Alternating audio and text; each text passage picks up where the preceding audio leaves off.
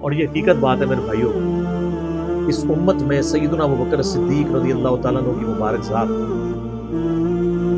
نبی صلی اللہ علیہ وآلہ وسلم کے ساتھ اور اللہ کے ساتھ کمٹمنٹ کی ایک اعلیٰ ترین مثال ہے۔ صحیح بخاری میں حدیث ہے، نبی صلی اللہ علیہ وآلہ وسلم نے فرمایا، مجھ پہ مال اور وقت کے اعتبار سے تمام مخلوق میں سب سے زیادہ احسان ابوبکر کے۔ دو ہی چیزیں ہو سکتی ہیں نا، یا آپ کسی کو اپنا مال دے سکتے ہیں یا وقت۔ وقت زندگی، آپ بھی وقت دے کے یہاں بیٹھے ہوئے، یا مال خرچ کریں گے یا وقت۔ ایون جو مال بھی آپ خرچ کر رہے ہیں وہ بھی وقت ہی ہوتا ہے، کیونکہ وقت لگا کے آپ نے مال کمایا ہوتا ہے۔ نبی علیہ السلام نے فرمایا کہ اپنے وقت اور مال کے اعتبار سے سب لوگوں سے بڑھ کے مجھ پہ احسان ابوبکر کا ہے۔ اور اگر اس کے ساتھ ہی الفاظ ہے بخاری مسلم میں، حدیث بخاری مسلم دونوں میں، اگر میں دنیا میں اپنا خلیل کسی کو بناتا تو ابوبکر کو بناتا، لیکن میں نے اپنا خلیل اپنے رب کو بنایا۔ سر توحید ہر جگہ اوپر ہے، ان صلاتی و نسکی و محیایا و مماتی للہ رب العالمین، بے شک میری نماز، میری قربانی، میرا جینا، میرا مرنا سب اللہ کے لیے۔ البتہ ابوبکر میرے دین کے اعتبار سے اور مودت کے اعتبار سے میرے دوست، میرے بھائی، لیکن خلیل اللہ ہی ہے۔ ایک استعمال کیا ہے نہیں، احسان یہ احسان ہی ہوگا نا، موسن ہی ہوگا نا، احسان بلا۔ ایک روایت ترمذی میں ہے، وہ ضعیف ہے، میں ساتھ بیان کر دوں۔ اس میں الفاظ ہے کہ میں نے دنیا میں ہر شخص کے احسان کا بدلہ اتار دیا سوائے ابوبکر کے۔ یہ روایت اصول محدثین پہ کمزور ہے، لیکن جو میں نے روایت بیان کی ہے نا وہ صحیح بخاری کی ہے، وہ اس میں آلموسٹ فٹ ہی نہیں بیٹھتی۔ تو سیدنا ابوبکر صدیق رضی اللہ تعالیٰ نے کوئی موقع نہیں جانے دیا نبی علیہ السلام کے ساتھ اپنی کمٹمنٹ میں کہیں پہ بھی کمزوری نہیں دکھائی پوری زندگی۔ آپ کو پتہ ہے صحیح بخاری میں موجود ہے، عروہ ابن زبیر حضرت ابوبکر کا نواسہ کہتا ہے کہ میں نے عبداللہ بن عمر بن عاص سے پوچھا کہ نبی علیہ السلام پہ جو کافروں نے مصیبتیں ڈھائی تھیں ان میں سے کوئی مشکل وقت ہمیں بتائیں۔ احد کا وقت تو سب کو پتہ ہے، تو انہوں نے کہا مجھے وہ وقت یاد ہے کہ مکے کا دور تھا، تو عقبہ ابن ابی معیط جس نے ایک دفعہ نبی علیہ السلام کے، صحیح بخاری مسلم میں آتا ہے کہ کندھے پہ اوجڑی لا کے اونٹ کی رکھ دی تھی، پھر سیدہ فاطمہ آئی انہوں نے ہٹائی، اس نے نبی علیہ السلام کے گردن میں ایک دفعہ چادر ڈالی، صحیح بخاری میں آتا ہے، اور اتنی زور سے کھینچی، گلا دبایا، قریب تھا کہ آپ کی مبارک آنکھیں باہر نکلا۔ اتنے میں سیدنا ابوبکر صدیق وہاں آئے اور انہوں نے اس کو مار کے ہٹایا، اور قرآن کی وہ آیت پڑھی، کیا تم ایک شخص کو صرف اس لیے مار دینا چاہتے ہو کہ وہ کہتا ہے کہ میرا رب اللہ ہے؟ واپس چلے جاؤ، ہمیں آپ سے کوئی جھگڑا نہیں کرنا۔ کیا تم اس کو نقصان پہنچاؤ گے جو یہ کہتا ہے کہ میرا رب ایک ہے؟ اور جب ہاشم قبیلے والے یہ بات سنیں گے تو کیا ہوگا؟ اس کا انجام جانتے ہو، ہزاروں لوگ مارے جائیں گے۔ اور پھر اس کے بعد جو حضرت ابوبکر کی پٹائی ہوئی وہ الگ چیز ہے، لیکن وہ اس لیول کے اوپر اپنی جان نثار کرنے کے لیے تیار ہو جاتے ہیں۔ غزوہ احد کے موقع پر صحیح بخاری میں آتا ہے کہ 12 بندے صرف نبی صلی اللہ علیہ وسلم کے ساتھ رہ گئے تھے 700 میں سے، اور ان 12 میں حضرت ابوبکر بھی شامل تھے، حضرت علی بھی تھے، حضرت عمر بھی تھے۔ اس وقت بھی کمٹمنٹ آپ دیکھ لیں، پیچھے نہیں بالکل ہٹے۔ ہر موقع پہ جہاں پہ قربانی کا موقع آیا پوری کمٹمنٹ کے ساتھ نبی صلی اللہ علیہ وآلہ وسلم کا ساتھ۔ حضرت عمر بن عاص کہتے ہیں بخاری اور مسلم دونوں میں، نبی علیہ السلام نے مجھے ایک لشکر روانہ کیا تو اس لشکر کا امیر بنایا، تو مجھے یہ زوم ہوا کہ میں حضور کا بڑا لاڈلا ہوں، تو میں نے کہا یا رسول اللہ صلی اللہ علیہ وسلم آپ کو لوگوں میں سب سے بڑھ کے محبوب کون ہے؟ تو فرمایا عائشہ سلام اللہ علیہ۔ تو میں نے کہا نہیں یا رسول اللہ میں مردوں میں پوچھ رہا ہوں، تو کہا اس کا باپ ابوبکر۔ پوچھا اس کے بعد، کہا عمر، اور پھر کہتے ہیں میں حضور سے پوچھتا گیا، آپ نام لیتے کہ میرا نام کوئی نہیں لیا، پھر میں خاموش ہو گیا کہیں میں ان بندوں میں شامل ہی نہ ہوں۔ صحیح بخاری میں آتا ہے عبداللہ بن عمر رضی اللہ تعالیٰ عنہ کہتے ہیں کہ ہم نبی علیہ السلام کی موجودگی میں یہ کہا کرتے تھے کہ رسول اللہ صلی اللہ علیہ وآلہ وسلم کے بعد سب سے افضل ابوبکر ہیں، اور پھر عمر ہے، اور پھر عثمان ہے، اور اس کے بعد ہم صحابہ میں تفریق نہیں کیا کرتے تھے کہ کون کس سے اوپر ہے، ان تینوں کے اوپر۔ لیکن یہاں پہ میں ایک ٹیکنیکل مسئلہ آپ کو بتا دوں کہ جب کبھی بھی صحابہ میں فضیلت کی بات ہو رہی ہوتی ہے نا تو وہ ایکسکلوڈنگ اہل بیت ہوتا ہے، کیونکہ صحابہ کرام بھی اہل بیت کو ایک الگ سے آئیڈینٹی تصور کرتے تھے، اور محدثین بھی، ورنہ تو ظاہر ہے کہ صحیح بخاری میں ہے، مسلم میں بھی، کہ فاطمہ میرے جگر کا ٹکڑا ہے، جس نے فاطمہ کو تکلیف دی اس نے مجھے تکلیف دی۔ سیدنا ابو بکر بھی کبھی یہ جرت نہیں کریں گے کہ کہیں کہ میں رسول اللہ کو فاطمہ سے بڑھ کے محبوب ہوں، کبھی بھی نہیں یہ جرت کریں گے۔ اس کے الٹ آپ کو حدیثیں بخاری مسلم میں مل جائیں گی، وہ ٹاپک الگ ہے۔ میں آپ کو ایک شرعی مسئلہ سمجھا رہا ہوں، محدثین کے ہاں، صحابہ کے ہاں جب کبھی بھی صحابہ کی فضیلت کی بات ہو رہی ہوتی ہے تو وہ ادر دین اہل بیت ہوتا ہے، یعنی اگر یہ فضیلت کی بات ہو رہی ہے تو اس میں حضرت فاطمہ، حسن و حسین، حضرت علی شامل نہیں ہے، وہ ہاں وہ الگ سے ہے، وہ کیٹیگری الگ ہے، وہ اہل بیت کی کیٹیگری میں فال کرتی ہے۔ اور یہ اہل بیت کی کیٹیگری اتنی سٹرونگ ہے، آپ حدیث کی کتابوں میں دیکھیں گے کہ صحابہ کرام کے فضائل پہ چیپٹر الگ ہے، اہل بیت پہ الگ ہے، اور امہات المومنین پہ الگ ہے۔ ایون امہات المومنین کو بھی اہل بیت سے الگ سے ذکر کیا جاتا ہے۔ اہل بیت کی ٹرم جو محدثین کے ہاں مانی جاتی ہے، اگرچہ امہات المومنین بھی اہل بیت ہیں، لیکن وہ اسپیسیفکلی سیدنا علی، حسن حسین اور سیدہ فاطمہ کے لیے۔ تو یہ میں آپ کو کیٹیگری بتا دوں۔ تو بہرحال یہ خود مولا علی علیہ السلام کے بارے میں صحیح بخاری میں آتا ہے، محمد ابن حنفیہ نامی ایک عورت سے حضرت علی کا بیٹا تھا، اس کا نام تھا محمد۔ حضرت فاطمہ کی زندگی میں تو حضرت علی نے دوسری شادی نہیں کی، وہ صحیح بخاری مسلم میں آتا ہے، نبی اسلام نے ان کو منع کیا تھا، یہ ان کی خصوصیت تھی۔ بعد میں انہوں نے کچھ شادیاں کی، اس سے بھی اولاد ہوئی، جس میں حضرت سیدہ حنفیہ نامی ایک عورت تھی، ان سے ایک بیٹا تھا محمد ابن حنفیہ۔ صحیح بخاری میں آتا ہے حضرت ابوبکر کے فضائل کے چیپٹر میں کہ محمد ابن حنفیہ کہتا ہے کہ میں نے اپنے والد علی ابن ابی طالب سے پوچھا، ابا جان بتائیں رسول اللہ کے بعد اس امت میں سب سے افضل کون ہے؟ تو انہوں نے کہا ابو بکر۔ تو میں نے پوچھا اس کے بعد؟ فرمایا عمر۔ اور ان کا میں تیسری دفعہ میں نے سوچا کہ میں اگر پوچھا تو یہ عثمان کا نام لیں گے، تو میں نے کہا اس کے بعد تو آپ کا ہی نمبر ہوگا، لیکن وہ تو علی تھے نا۔ تو انہوں نے کہا کہ میں تو عام مسلمانوں میں سے، وَمَنْ أَحْسَنُ قَوْلًا مِّمَّنْ دَعَا إِلَى اللَّهِ وَعَمِلَ صَالِحًا وَقَالَ إِنَّنِي مِنَ الْمُسْلِمِينَ۔ اس سے بڑھ کر کس کی بات ہو سکتی ہے جو لوگوں کو اللہ کی طرف بلائے، خود بھی نیک اعمال کرے، اور پھر بھی کہ میں عام مسلمانوں سے مسلمان ہوں، میں بھی مسلمان ہی ہوں، بہت بڑا پیر فقیر یا کوئی اپنے آپ کو ایکسٹراڈنری نہ ماننا شروع کر۔ اس حدیث میں بھی سیدنا ابو بکر صدیق رضی اللہ تعالیٰ عنہ کی فضیلت کو خود مولا علی نے بیان کیا۔ پھر بخاری مسلم میں وہ جو حدیث ہے سقیفہ بنی ساعدہ والی، جو اختلاف ہوا تھا، اس میں آپ کو پتا ہے سیدنا علی نے بیعت نہیں کی تھی حضرت ابوبکر کی 6 مہینے تک، بخاری مسلم دونوں میں آتا ہے۔ پھر سیدہ فاطمہ بیمار ہو گئی، ان کی تیمارداری کرتے رہے، پھر سیدہ فاطمہ فوت ہو گئی، بخاری مسلم کے الفاظ ہیں۔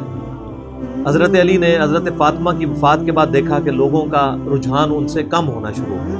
جب تک حضرت فاطمہ زندہ تھی تو ظاہر ہے نبی اسلام کا ایک وہ معاملہ تھا، تو پھر انہوں نے حضرت ابوبکر کو پیغام بھیجا کہ آپ میرے گھر آئیں اور اپنے ساتھ کسی کو نہیں لے کے آنا۔ اس حدیث کو روایت سیدہ عائشہ کر رہی ہے، اور حدیث بخاری میں بھی ہے، مسلم میں بھی۔ اور اما عائشہ کہتی ہیں کہ سیدنا علی کی یہ خواہش تھی کہ حضرت عمر نہ جائیں، کیونکہ ان کے مزاج میں ذرا تیزی تھی۔ تو حضرت ابوبکر حضرت علی کے گھر جانے لگے تو حضرت عمر نے روک لیا، ان کا آپ کو میں اکیلے نہیں جانے دوں گا۔ ہائے ہائے، ابو بکر تو پھر ابو بکر ہے نا۔ انہوں نے کہا اللہ کی قسم نبی کے گھر والوں سے ہمیں کوئی شر کی امید نہیں ہے۔ ان کو تھا کہیں بلا کے ایجنسیوں کے ہاتھوں گرفتاری نہ کروا دے، آج کے دور میں بات کروں تو حضرت بکر اکیلے گئے۔ سیدنا علی نے حضرت بکر سے کہا کہ اللہ نے جو آپ کو ہم پہ فضیلت دی ہے اس امر خلافت میں، ہمیں آپ سے کوئی حسد نہیں، لیکن نبی علیہ السلام کی قربت کے ناطے اور آپ کے اہل بیت ہونے کے ناطے ہم یہ سمجھتے ہیں کہ ہمیں اس مشورے میں شامل کرنا چاہیے تھا۔ تو سیدنا ابوبکر نے رونا شروع کر دیا۔ رونے کا مطلب یہ تھا کہ انہوں نے اس چیز کو ایکسیپٹ کیا کہ یہ ٹیکنیکلی مسئلہ مس ہینڈل ہوا ہے، لیکن وہ کیوں ہوا وہ میں نے پورا 3 گھنٹے کا لیکچر ریکارڈ کروایا، مسئلہ 55B، وصی رسول کون ہے اور حدیث قرطاس کا تحقیقی جائزہ۔ جب رونا شروع کیا تو سیدنا علی نے کہا کہ بس اب میں آپ کی اعلانیہ بیعت کروں گا. بارے میں کہ آپ رسول اللہ کے خلیفہ ہیں. اپنا ہاتھ آگے بڑھائیں تاکہ میں بیعت کر سکوں. یہ ہے للہیت. ورنہ وہ کہتے ہیں کہ ابوبکر میں بیعت کرتا ہوں، باہر جا کے بتا دینا. یہ کام ہوتا تو اکڑ والا ہوتا، لیکن وہ تو علی تھے.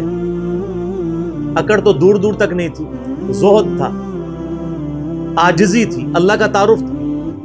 کہا میں اعلانیہ بیعت کروں گا آپ کی.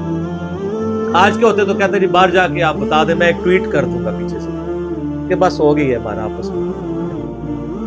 ظہر کے وقت بخاری مسلم کے الفاظ ہیں، سیدنا ابوبکر نماز کے بعد ممبر پہ چڑھے اور حضرت علی کے فضائل بیان کیے، اور پھر بیان کیا کہ ان کے بیعت نہ کرنے کی وجہ کیا تھی، اور پھر ممبر سے نیچے اتر آئے. پھر حضرت علی ممبر پہ چڑھے اور حضرت ابوبکر کے فضائل بیان کیے اور اپنے بیعت نہ کرنے کی وجوہات بتائیں، اور پھر اعلانیہ بیعت کی، اور حضرت علی ممبر سے اترے تو تمام مسلمان پھر حضرت علی سے خوش ہو گئے کہ انہوں نے اس مسئلے میں قربانی والا معاملہ کیا. تو یہ بھی ایک موقع تھا. اس میں الفاظ ہیں کہ حضرت ابوبکر کہتے ہیں اللہ کی قسم حضرت علی سے روتے ہوئے کہ مجھے نبی کے گھر والے اپنے گھر والوں سے بڑھ کے عزیز ہیں. اور آپ کو مزے کی بات بتاؤں، صحیح بخاری میں ایک کرٹیکل حدیث ہے حسن و حسین کے چیپٹر کے اندر، امام بخاری نے ڈالی ہے. وہ امہات المومنین کے چیپٹر میں نہیں ہے، حسن و حسین والے چیپٹر میں، کہ حضرت ابوبکر کہتے ہیں کہ رسول اللہ کے قرب کو ان کے اہل بیت کے قرب میں تلاش کرو. کون کہہ رہے ہیں؟ حضرت ابوبکر. اور اہل بیت سے مراد کون؟ سیدنا حسن و حسین.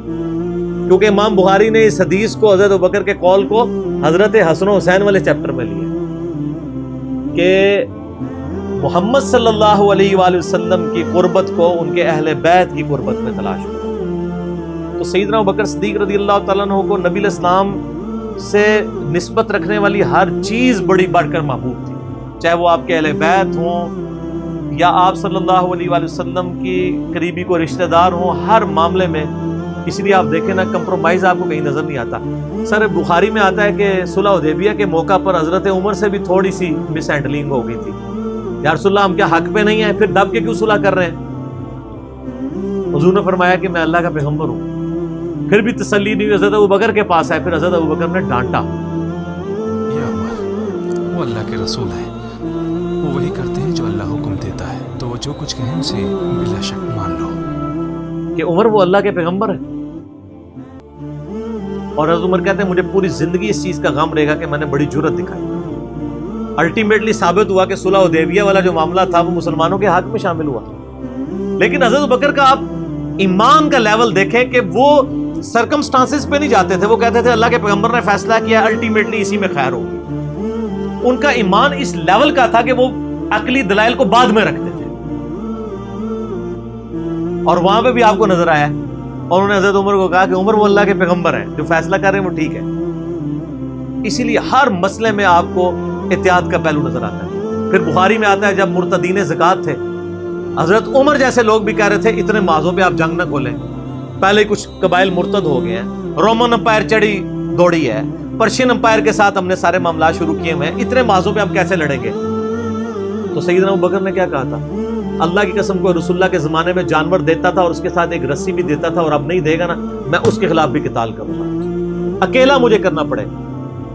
جس طرح نماز اللہ کا حق ہے، اسی طریقے سے زکوٰۃ بھی اللہ کا حق ہے. جو نماز اور زکوٰۃ میں فرق کرے گا میں اس کے خلاف قتال کروں گا. وہ ریٹ آف دی گورنمنٹ کو چیلنج کر رہا ہے. زکوٰۃ مال میں سے حق ہے، اور واللہ جس نے بھی نماز اور زکوٰۃ میں فرق کیا تو میں اس سے قتال کروں گا. اور جو حصہ وہ رسول اللہ کو دیا کرتے تھے اگر اس میں کمی آئی میں پھر بھی ان سے قتال کروں گا. اور اگر انہوں نے معاشرے سے غداری کر. حضرت عمر کے الفاظ ہیں بخاری میں کہ اللہ تعالیٰ نے ابوبکر کا سینہ کھول دیا تھا اس مسئلے میں، اور ابوبکر کی باتیں سن کے ہمارا سینہ بھی کھل گیا. حالانکہ پورے صحابہ ایک طرف کھڑے تھے، ابوبکر ایک طرف کھڑے ہوئے تھے. ان کی جو نبی علیہ السلام سے کمٹمنٹ تھی نا، وہ ان کو ہٹنے نہیں دیتی تھی. صحیح بخاری میں آتا ہے، آپ کو پتہ ہے لشکر اسامہ کے اوپر بڑے بڑے صحابہ نے اعتراض کیا کہ یہ اسامہ تو کل کا بچہ ہے، 15-16 سال کا، اتنے سینئر صحابہ اس کے انڈر لگا دیے ہیں. نبی علیہ السلام نے وفات کی وصیت کی تھی کہ لشکر اسامہ بھیجنا ہے، اور رومن امپائر، کیونکہ انہی کے باپ شہید ہوئے تھے نا، زید ابن حارثہ غزوہ موتا کے اندر. اب جب وفات نبی علیہ السلام کی وفات ہوئی تو پھر لوگوں کو آ کے لوگ مشورے دے رہے ہیں حضرت ابوبکر کو کہ اب تو آپ نے ڈیسیژن کرنا ہے تو اسامہ کو چینج کر دیں. ہائے ہائے. انہوں نے کہا میں اسامہ کو, جس کو نبی علیہ السلام نے امیر مقرر کیا, میں اس کو چینج کروں؟ یہ ہو بھی نہیں سکتا. یہ ان کی کمٹمنٹ کا لیول تھا. تراویح کی جماعت نہیں شروع کرائی, سر کمٹمنٹ کا لیول دیکھیں. نبی علیہ السلام نے نہیں کرائی, میں نے بھی نہیں کرانی. حضرت عمر نے بھی 3 سال نہیں کی, بعد میں کروائی, لیکن اس میں ساتھ ہی انہوں نے, صحیح بخاری میں موجود ہے کہ اس سے افضل یہ ہے کہ جو رات کے آخری پہر میں اٹھ کے کوئی گھر میں نماز پڑھ لے. یہ صرف جواز کی حد تک تھا. لیکن حضرت ابوبکر کی اطاعت کا لیول آپ دیکھیں, انہوں نے تراویح کی جماعت بھی نہیں شروع کروائی کہ نبی علیہ السلام نے نہیں کروائی, میں کیوں کرواؤں. بخاری میں الفاظ ہیں, اما عائشہ کہتی ہیں نبی علیہ السلام نے جب وہ ڈانٹ دیا تھا نا اور کہا تھا گھروں میں نماز پڑھو, تو معاملہ اسی طرح ہی رہا. پھر حضرت ابوبکر نے بھی پوری زندگی کسی کو تراویح پہ نہیں ابھارا, سب لوگ اپنی اپنی پڑھتے تھے. حضرت عمر کے بھی 3 سال گزرے. میں آپ کو یہ بتانا چاہ رہا ہوں کہ حضرت ابوبکر کسی معاملے میں رسول اللہ صلی اللہ علیہ وسلم کو کراس نہیں کرتے تھے. میری اپنی زندگی کا نچوڑ ہے, آپ اختلاف بھی کر سکتے ہیں. میں نے علمی دلائل کے ساتھ یہ چیز لرن کی ہے کہ خلفائے راشدین میں 2 بندے ایسے ہیں جنہوں نے کسی جگہ ایک رتی برابر بھی رسول اللہ صلی اللہ علیہ وسلم سے ہٹنے کی کوشش نہیں کی ہے. ایک حضرت ابوبکر اور دوسرے حضرت علی.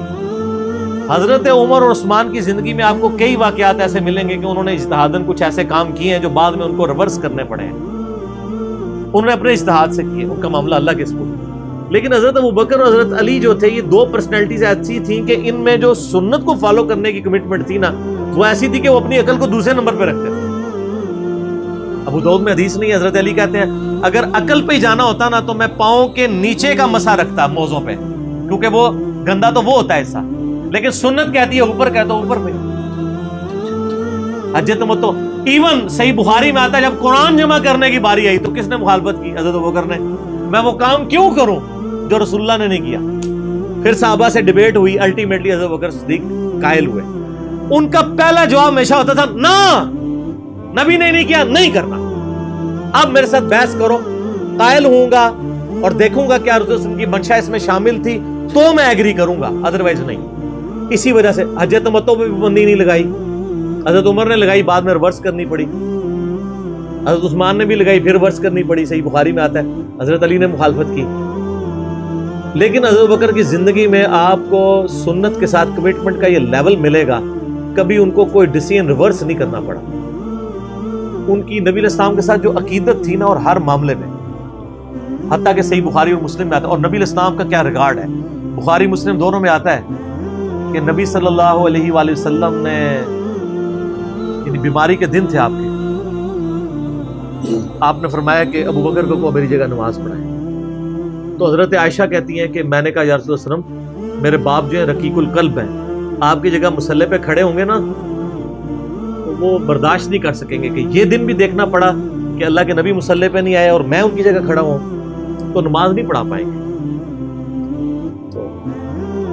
تو آپ فرمایا لا, ابو بکر کو کہو کہ نماز پڑھائیں. پھر انہوں نے ریکویسٹ کی, نبی علیہ السلام اتنے غصے میں آئے. بخاری اور مسلم کے الفاظ ہیں, آپ نے فرمایا تم تو یوسف والیاں ہو. اوئے ہوئے ہوئے, یوسف کو کس نے تنگ کیا تھا؟ زلیخا اور باقی عورتوں نے. کتنی نٹوریس مثال تھی اگر آپ کمپیئر کرنا شروع کریں, بالکل 100% بٹھائیں تو. حضرت یوسف کو تنگ کیا نا, اپنی طرف مائل کرنا چاہتی تھی. یہاں پہ وہ والا نیگیٹو پہلو نہیں تھا, لیکن یہاں پہ نبی علیہ السلام نے اپنی بیویوں کو کیا کہا, تم بھی یوسف والیاں ہو. جس طرح ان عورتوں نے یوسف کو اپنی مرضی کے مطابق چلانے کی کوشش کی تھی, تو مجھے اپنی مرضی کے مطابق چلا رہی ہو. ابو بکر کو کہو کہ نماز پڑھائیں. اتنی کمٹمنٹ. پھر انہوں نے نماز پڑھائی.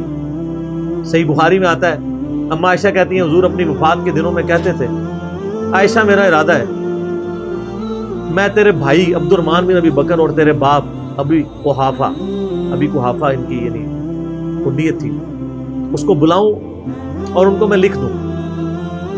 مجھے خطرہ ہے کہ میرے بعد کوئی ڈیمانڈ کرے گا, لیکن اللہ اور میری امت ابو بکر کے علاوہ کسی کے لیے راضی نہیں ہوگی. یہ تو بعد میں پتہ چلا نبی علیہ السلام اشارتاً کیا بات کر رہے تھے, امر خلافت. اس حدیث کے تحت میں نے 55B مسئلے میں بتایا کہ نبی علیہ السلام اگر اپنی زندگی میں کسی کو خلیفہ نامزد کرتے تو حضرت ابو بکر کو کر کے جاتے, کیونکہ نبی علیہ السلام بادشاہ نہیں تھے, اللہ کے پیغمبر تھے. آپ اپنے خاندان میں کبھی بھی یہ معاملہ نہیں کر سکتے، اور یہ بات صحابہ کرام کو پتہ تھی، لیکن جب اللہ نے آپ کو گارنٹی دی کہ اللہ اور میری امت ابو بکر کے علاوہ کسی پہ راضی نہیں ہوگی، تو پھر نبی الاسلام نے اس مسئلے کو ان اٹینڈڈ چھوڑ دیا۔ بخاری میں ہی آتا ہے، ایک عورت حضور کے پاس آئی اور کہا یا رسول اللہ آپ فوت ہو جائیں اور میں اس کے بعد آؤں اور آپ کو نہ پاؤں، تو فرمایا ابو بکر سے مل جائے میرے بعد۔ اشارے تو کافی آپ نے چھوڑے ہوئے تھے اس حوالے سے۔ صحیح بخاری مسلم میں حدیث ہے، نبی علیہ السلام ایک باغ میں بیٹھے تھے، ابو موسیٰ اشعری کہتے ہیں دروازے پہ دستک ہوئی، آپ فرمایا جو کوئی بھی ہے اسے جنت کی بشارت دے دو۔ کہا دروازہ کھولا سیدنا ابو بکر، میں نے کہا رسول اللہ صلی اللہ علیہ وسلم نے جنت کی بشارت دی، تو انہوں نے کہا تکبیر بلند کی اور اللہ کا شکر ادا کیا، اللہ اکبر کبیرہ والحمدللہ کثیرہ۔ نبی علیہ السلام کنویں کی منڈیر پہ بیٹھے ہوئے تھے، آپ نے ابو بکر کو اپنی دائیں جانب بٹھا لیا ٹانگیں لٹکا کے، وہ جو پرانے زمانے میں بڑے کنویں ہوتے تھے نا، چھوٹی سی دیوار باہر نکلی ہوئی ہوتی۔ پھر تھوڑی دیر بعد دستک ہوئی، آپ فرمایا اب بھی جو آتا ہے جنت کی بشارت دے دو۔ دروازہ کھولا سیدنا عمر، ان کو بشارت دی، انہوں نے بھی پھر اللہ کی حمد اور تکبیر بلند کی۔ پھر تیسری دفعہ دستک ہوئی، فرمایا اب جو کوئی ہے اسے جنت کی بشارت دو، لیکن ان مصیبتوں اور پریشانیوں کے ساتھ جو اسے آئیں گی۔ دروازہ کھولا تو سیدنا عثمان تھے، انہوں نے اللہ کی حمد بیان کی اور کہا میں اللہ کی پناہ میں آتا ہوں ان فتنوں سے اور پریشانیوں سے جسے مجھے اس کا سامنا کرنا۔ حضرت عمر کو حضور نے بائیں جانب بٹھا لیا، اب دائیں اور بائیں جگہ ختم ہو گئی تھی، تو حضرت عثمان سامنے آ کے بیٹھ گئے۔ راوی کہتے ہیں کہ میں نے اس سے یہ رزلٹ نکالا ہے کہ ابو بکر و عمر رسول اللہ کے ساتھ دفن ہوں گے اور حضرت عثمان کی قبر رسول اللہ کے سامنے بنے گی۔ سر آج بھی میں حضرت عثمان غنی کی قبر مبارک پہ کئی دفعہ حاضر ہوں، ایگزیکٹ روضہ شریف کی سیدھ میں قدموں کی جانب، اور ابو بکر عمر ساتھ ہیں۔ قبر رسول پہ میری حاضری والا لیکچر بھی ہے، میں نے باقاعدہ اس میں نقشہ بتایا ہے کہ کس طریقے سے قبریں ہیں۔ یہ بہت بڑی فضیلت ہے کہ سیدنا ابو بکر عمر نبی الاسلام کے ساتھ دفن ہوئے اس جنت کے ٹکڑے میں، جو بخاری میں حدیث ہے میرے گھر سے میرے ممبر تک جنت کے ٹکڑوں میں سے ایک ٹکڑا ہے، اور امام بخاری نے باب باندھا ہے قبر رسول سے ممبر رسول جنت کا ٹکڑا ہے۔ اسی جنت کے ٹکڑے میں سیدنا ابو بکر عمر کی قبر ہے نبی علیہ السلام کے ساتھ، اور الٹیمیٹلی سیدنا عیسیٰ ابن مریم کی قبر بھی وہاں پہ بنے گی۔ یہ قبریں اس طرح ہیں کہ نبی علیہ السلام کی قبر مبارک سب سے آگے ہے، یوں یعنی جب ہم حاضری دیتے ہیں تو قبلے کی رخ ہماری پیٹھ ہوتی ہے، تو روضہ شریف کی طرف ہمارا یعنی مبارک جالیوں کی طرف ہمارا رخ ہوتا ہے، تو سب سے آگے نبی علیہ السلام کی قبر ہے۔ نبی علیہ السلام کا جہاں پہ آپ سمجھ لیں سینے کا نچلا ناف والا حصہ بنتا ہے نا، وہاں حضرت ابو بکر کا سر ہے اور ان کی ٹانگیں اور آگے، یعنی ادبن ان کو تھوڑا پیچھے کر کے دفنایا گیا، یہاں سے بھی پیچھے اور ادھر سے بھی سیدھ میں نہیں، اور جہاں حضرت ابو بکر کی ناف آتی ہے وہاں حضرت عمر کا سر ہے، اور وہ اس کی ایسے یہاں ایک جگہ خالی ہے، وہ حضرت عیسیٰ ابن مریم کی قبر پڑنی ہے، المستدل علاقے میں بھی ہے، جامع ترمذی میں بھی اشارتاً موجود ہے۔ تو یہ قبریں ہیں، 7 دفن ہیں، اور جامع ترمذی میں حدیث ہے نبی علیہ السلام نے فرمایا اے ابو بکر تم میرے یار غار بھی ہو اور حوض کوثر پہ بھی میرے یار ہو، صحیح سند کے ساتھ۔ یار غار کا ذکر تو سورہ توبہ میں موجود ہے، ثانی اثنین، جب وہ دونوں غار میں تھے، اور جب نبی علیہ السلام قرآن کے الفاظ ابو بکر کو کہتے تھے کہ مت خوف کھاؤ ہمارا رب ہمارے ساتھ ہے۔ صحیح بخاری میں آتا ہے کہ حضرت بکر نے کہا یا رسول اللہ وسلم اگر کفار نے اپنے پاؤں کی جانب سے یوں دیکھ لیا تو ہم دونوں نظر آ جائیں گے، تو ان کا ابو بکر تمہیں غم کھانے کی ضرورت نہیں، تمہارا ان کے بارے میں کیا خیال ہے، ان دونوں کے بارے میں جن کے ساتھ تیسرا اللہ ہو، تو وہیں سے آپ دیکھ لیں۔ صحیح مسلم میں ایک حدیث ہے کہ نبی صلی اللہ علیہ وآلہ وسلم ایک دفعہ ہیرا پہاڑ کے اوپر چڑھے، آپ کے ساتھ سیدنا ابو بکر عمر عثمان اور علی اور طلحہ اور زبیر تھے۔ آپ نے فرمایا وہ جو پہاڑ تھا ہیرا پہاڑ وہ بھی وجد میں آ گیا ہوگا، ہلنا شروع کر دیا۔ آپ نے فرمایا تھم جا، تجھ پہ اس وقت نبی صدیق اور شہداء کے سوا کوئی نہیں ہے، یعنی نبی کون؟ خود نبی صلی اللہ علیہ وآلہ وسلم، صدیق کون؟ سیدنا ابو بکر صدیق، اور باقی سارے شہداء، حضرت عثمان، حضرت علی، طلحہ اور زبیر، سارے شہید ہوئے۔ اچھا یہ صدیق کا لقب بھی ثابت ہے، بخاری مسلم میں آپ کو ویسے تو سیدنا ابو بکر کے نام کے ساتھ صدیق ملے گا، یہ لقب پڑا کہاں سے تھا؟ وہ دلائل النبوہ امام بیہقی کی کتاب میں بھی ہے، سنن طبرانی کے اندر بھی، اور کئی کتابوں میں موجود ہے، صحیح ابن حبان میں، ابن خزیمہ میں، کہ معراج کے موقع کے اوپر جب نبی صلی اللہ علیہ وآلہ وسلم نے بتایا کہ راتوں رات اللہ نے مجھے بیت المقدس سے تک، خانہ کعبہ سے بیت المقدس اور وہاں سے آسمانوں کی سیر کروائی ہے، تو آپ کو سیدنا ابوبکر کو آ کے کافروں نے کہا کہ دیکھو تمہارا ساتھی کس طرح کی باتیں کر رہا ہے، تو انہوں نے کہا کہ ہم نے نبی صلی اللہ علیہ وسلم کے کہنے پہ اتنی بڑی بڑی چیزیں مان لی ہیں، تو یہ کہہ رہے ہیں تو یہ بھی ٹھیک بات ہے، تو یعنی وہ تصدیق کرنے والے بنے، اس وجہ سے ان کو صدیق کہا جاتا ہے۔ ویسے تو قرآن حکیم میں انبیاء کے بعد جو درجہ آیا ہے من النبیین والصدیقین والشہداء والصالحین، وہ بھی الگ سے ہے اس حوالے سے۔ ابو بکر کا مطلب یہ ہر کام میں پہل کرنے والا، اور جامع ترمذی میں حدیث ہے نبی علیہ السلام نے فرمایا ابو بکر عتیق ہے، آگ سے آزاد کیا گیا۔ پھر جو اشرم وشرم والی 10 صحابہ کو ایک مجلس میں جنت کی بشارت ہے، اس میں پہلے نمبر پہ ابو بکر فی الجنہ، عمر فی الجنہ، عثمان فی الجنہ، علی فی الجنہ، طلحہ فی الجنہ، زبیر فی الجنہ، عبد الرحمن بن عوف فی الجنہ، ابو عبیدہ ابن جرح فی الجنہ، سعید ابن زید فی الجنہ، سعد ابن ابی وقاص فی الجنہ۔ یہ 10 کے 10 صحابہ کو ایک مجلس میں جنت کی بشارت ملی۔ سیدنا ابوبکر کی نبی علیہ السلام کے ساتھ کمٹمنٹ کا آپ لیول دیکھیں کہ مزاج آپ کو پتہ بڑا نرم تھا، لیکن جہاں نبی علیہ السلام کا معاملہ آتا تھا تو آپ سے زیادہ مضبوط شخص کوئی نہیں۔ مضبوطی کا تعلق جسم کے مضبوط ہونے سے نہیں ہوتا، ایمان کے مضبوط ہونے سے۔ منکرین زکوٰۃ کے خلاف، مسلمہ کذاب کے خلاف بڑے بڑے لوگوں کے اس وقت پاؤں جب لڑکھڑانے لگے ہیں تو سیدنا ابوبکر نے فرنٹ سے لیڈ کیا۔ عرب قبائل جو مرتد ہوئے تھے، عرب کی سرزمین میں جتنے فتنے ہیں 2 سال میں حضرت ابوبکر نے دبا دیے ہیں۔ حضرت عمر اس وقت خلیفہ بنے جب عرب کے فتنے ختم ہو چکے تھے، بلکہ اپنے دور میں ہی سیدنا ابوبکر نے رومن اور پرشین امپائر کی طرف بھی تو سر عمر سیریز دیکھ لو نا، پھر سب کو پتہ چل جائے گا، بھیج دیے تھے کام، سٹیبل کیا عرب کی سرزمین۔ جنگ یمامہ ہوئی مسلمہ کذاب کے خلاف سیدنا ابوبکر کے دور میں، ان کے پاؤں کہیں لڑکھڑائے نہیں۔ صدیق رضی اللہ تعالیٰ عنہ کی کمٹمنٹ نبی علیہ السلام کے ساتھ، اور پھر آپ دیکھیں کہ صحابہ میں سب سے زیادہ مضبوط اعصاب کا مالک حضرت ابوبکر تھے۔ صحیح بخاری میں آتا ہے جب نبی علیہ السلام کی وفات ہوئی تو حضرت عمر نے تلوار نکال لی کہ میں اس کی گردن کاٹ دوں گا جو کہے گا کہ نبی علیہ السلام فوت ہو گئے۔ اللہ تمہاری زبانیں کاٹ دے گا جس نے بھی یہ کہا کہ رسول اللہ صلی اللہ علیہ وسلم نہیں رہے۔ نہ، ان کا یہ عقیدہ تھا کہ جس طرح موسیٰ علیہ السلام 40 دن کے لیے کوہ طور پہ گئے، نبی علیہ السلام بھی ڈورمنٹ پوزیشن میں چلے گئے، واپس آ جائیں گے، کیونکہ انہوں نے نبی علیہ السلام سے سنا تھا کہ رومن اور پرشین امپائر گرے گی، تو وہ یہ فورس ہی کرتے تھے ابھی تو کیسرو کسرا کی جنگیں ہم نے لڑی نہیں ہیں، تو حضور اس سے پہلے کیسے دنیا سے جا سکتے ہیں؟ لیکن اللہ نے تو آپ کو پروفٹ بنوانا تھا نا، کہ آپ کے جانے کے بعد فتوحات کروانی تھی، تاکہ پتہ چلے کہ پیچھے اللہ کھڑا ہے۔ اپنی زندگی میں تو بڑے بڑے بادشاہوں نے فتوحات کی ہیں، نبی علیہ السلام کی تو دعوت کا کلائمیکس حضرت ابوبکر اور پھر حضرت عمر عثمان علی کے دور میں جا کے ہوا ہے، جبکہ عرب قبائل بھی مرتد ہو گئے ہیں، تب بھی اللہ کے پیچھے سپورٹ تھی۔ والذی ارسل رسولہ بالہدی ودین الحق لیظہرہ علی الدین کلہ ولو کرہ المشرکون، اللہ نے اس کو دین کو غالب کرنا تھا۔ تو بخاری کے الفاظ ہیں، حضرت عمر نے کہا میں اس کی گردن اتار دوں گا۔ حضرت ابوبکر آئے، انہوں نے حضرت عمر کو دیکھا، اگنور کر کے سیدھا حجرہ عائشہ میں گئے، نبی علیہ السلام کے مبارک کفن کو ہٹا کے آپ کے ماتھے پہ بوسہ دیا اور کہا یا رسول اللہ، اللہ آپ پہ 2 موتیں جمع نہیں کرے گا، ایک موت تو سب کے نصیب میں، اب تو ہمیشہ کی زندگی آپ کو اللہ نے آخرت کی دے دی ہے۔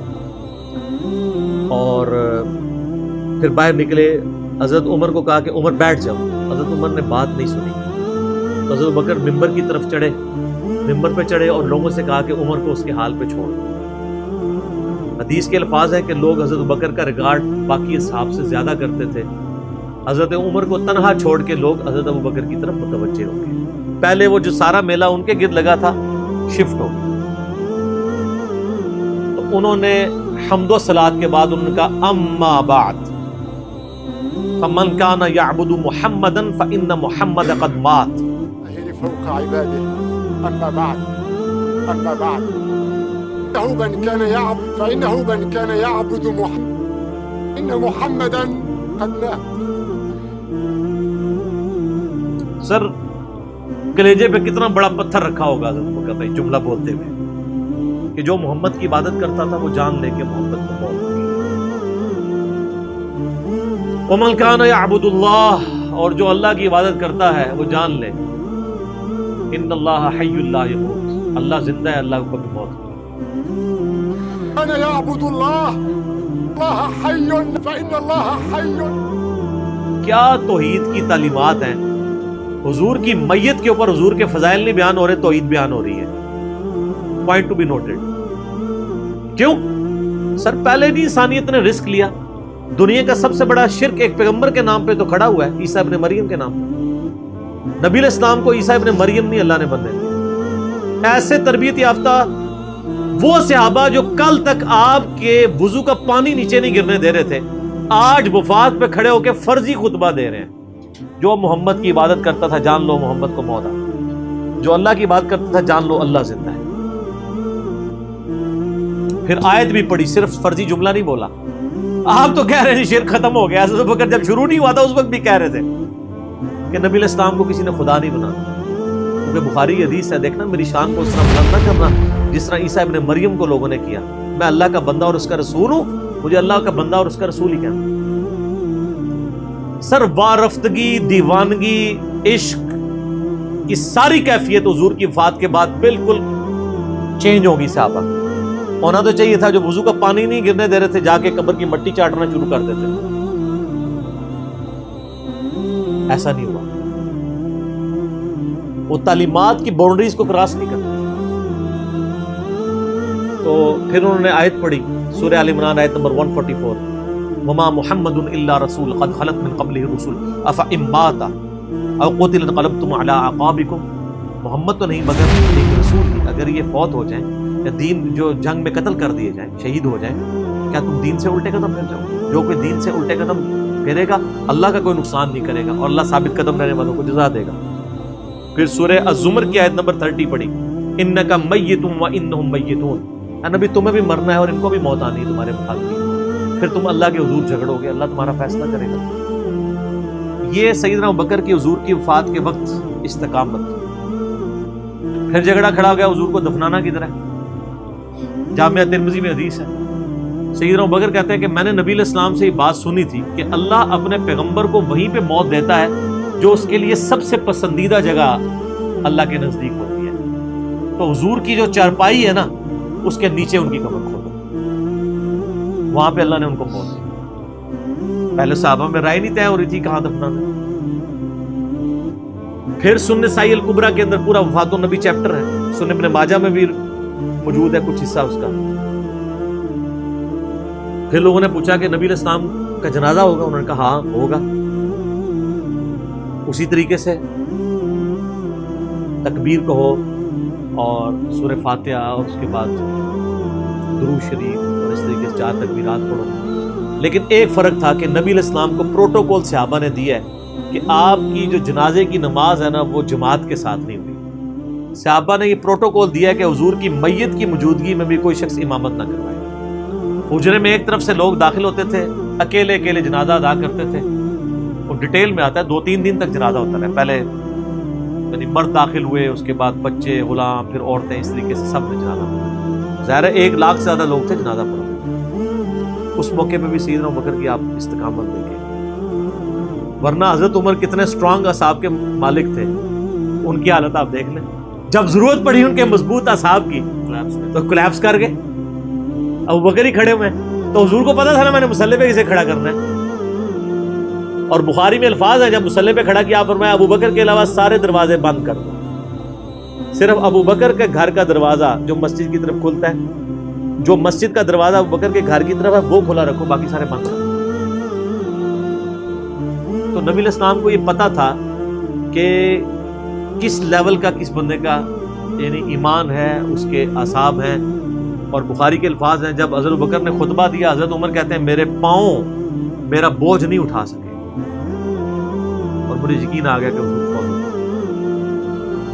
یہاں قرآن و حدیث سن کے کسی کے کان پہ جوں تک نہیں رنگتی، وہاں پہ حضرت ابوبکر کا خطبہ اور آیات سن کے حضرت عمر کہہ رہے ہیں کہ میرے پاؤں میرا بوجھ نہیں اٹھا سکے کہ یہ تو واقعی تو قرآن کی آیت، اور اس میں بخاری مسلم صحیح بخاری میں الفاظ ہیں کئی دن تک ہم جب بھی صحابہ ایک دوسرے کو ملتے تھے تو یہی آیت سنایا کرتے تھے، وما محمد الا رسول قد خلت من قبلہ الرسل افئن مات او قتل انقلبتم علی اعقابکم، کہ محمد تو نہیں مگر ایک رسول، انہیں بھی تو موت آنی ہے، تاکہ ہمیں یہ یقین آ جائے کہ حضور دنیا سے چلے۔ تو یہ صحابہ کرام علیہم رضوان کی نبی علیہ السلام کی عقیدت تھی، اور سیدنا ابوبکر آپ کو بالکل سب اول میں نظر آئیں گے، ٹاپ آف دا لسٹ، معاملات کو ہینڈل کرنے میں، چیزوں کو بالکل من و سنت کے مطابق ڈھالنے میں، اور ہر معاملے میں رجوع لانے کے اوپر، اور اہل بیت کے ساتھ کمٹمنٹ کے اوپر، ہر مسئلے میں آپ کو حضرت ابوبکر صدیق کی قربانیاں ٹاپ آف دا لسٹ نظر آئیں۔